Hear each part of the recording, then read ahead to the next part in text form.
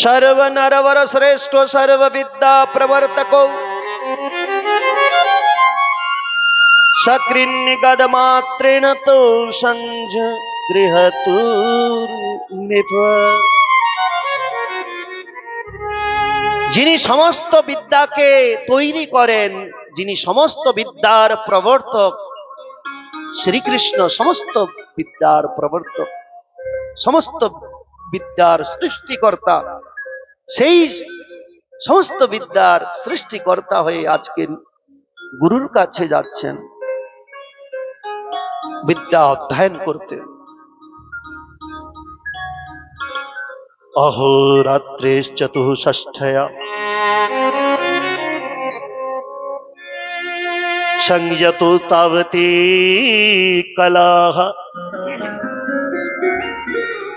গুরুদক্ষিণায়াচার্য ছন্দয়ামাস তুর্নিপ। কৃষ্ণ বলরাম গুরুর কাছে গিয়ে 64 দিন বিদ্যা অধ্যয়ন করলেন। 64 দিন 64 প্রকারের বিদ্যা অধ্যয়ন করলেন। 64 প্রকারের বিদ্যা অধ্যয়ন করলেন। এবার বিদ্যা অধ্যয়ন করার পরে গুরুর কাছে জিজ্ঞাসা করলেন, গুরুদেব, আপনাকে আমরা কি দক্ষিণা দিতে পারি? সন্দীপনী মুনি বললেন, কৃষ্ণ, হে বলরাম, আমার কিছু চাই না, কোনো দক্ষিণাই চাই না, কিন্তু তোমার গুরুমা মনে হয় কিছু আশা করছে তোমাদের কাছ থেকে। তোমরা তোমাদের গুরু মায়ের কাছে গিয়ে জিজ্ঞাসা করো। তখন গুরু মায়ের কাছে জিজ্ঞাসা করলেন কৃষ্ণ বলরাম। গুরুমা বললেন, হে কৃষ্ণ,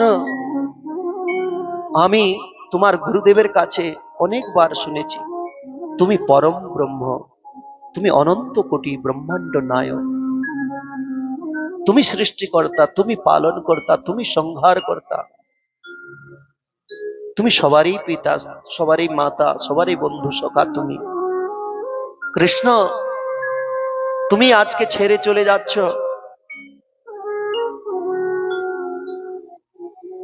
এই যাওয়ার সময় আমি তোমার কাছে একটাই প্রার্থনা করি, যদি তুমি দক্ষিণা দিতে চাও একটাই দক্ষিণা দাও। বলে, কি দক্ষিণা দিব মা? বলে, আমার পুত্র ছিল তোমার মতো, তোমাদের মতো, সে সমুদ্রে স্নান করতে গেছে আর ফিরে আসে নাই ঘরে।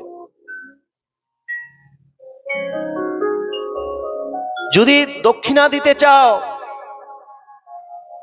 তো তোমাদের যে গুরু পুত্র, গুরু ভাই তোমাদের, সেই ভাইকে ফিরিয়ে দাও আমাকে।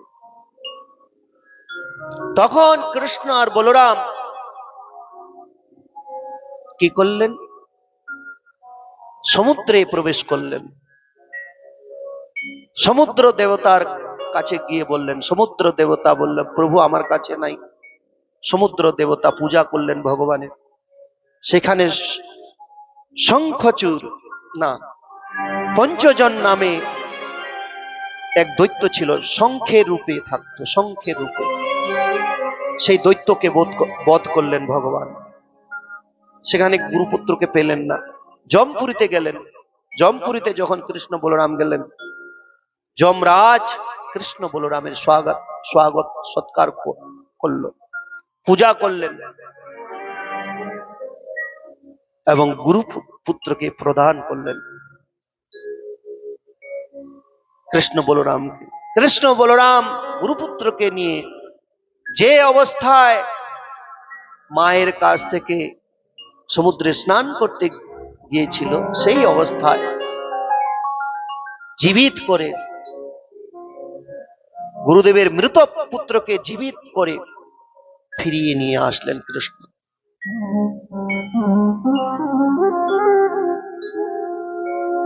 গুরুদেবকে